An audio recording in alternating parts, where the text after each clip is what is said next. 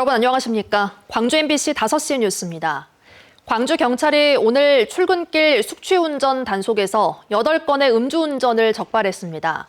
단속은 오전 7시부터 1시간 동안 광주 전역에서 이루어졌고 혈중 알코올 농도 면허 취소 수준의 운전자 1명과 면허 정지 수준의 7명이 적발됐습니다. 혈중 알코올 농도 0.003% 미만의 훈방 수치도 5명이 있었다고 경찰은 설명했습니다. 광주경찰은 연말연시 음주운전 근절을 위해 출근 시간은 물론 유흥가와 식당가 등을 중심으로 상시 단속을 펼칠 예정입니다. 광주시가 오는 22일까지 광주 도시철도 2호선 1단계 구간의 도로를 개방할 수 있다고 밝혔습니다. 현재 1단계 공사 구간의 도로 포장률은 82.5%로 광주시는 약속대로 오는 22일까지 백운광장 구간을 제외한 도로를 모두 개방할 수 있을 것으로 보고 있습니다. 도로 개방 당일에는 상권 회복 대책을 발표하고 광주시청 전 직원이 1단계 노선 인근 식당에서 오찬을 가진다는 계획입니다. 12.29 제주항공 여객기 참사 1주기를 맞아 오는 29일 무안국제공항에서 공식 추모식이 진행됩니다.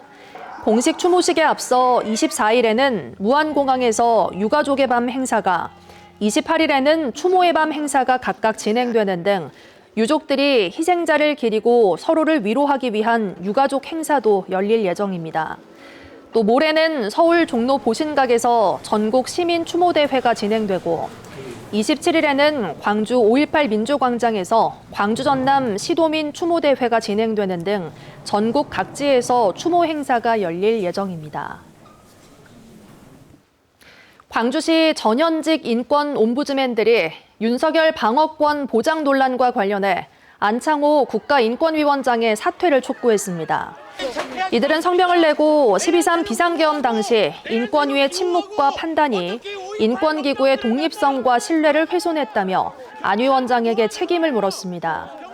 그러면서 국가인권위원회법 개정과 인권기본법 제정을 통해 정권에 흔들리지 않는 인권보호 체계를 마련해야 한다고도 강조했습니다.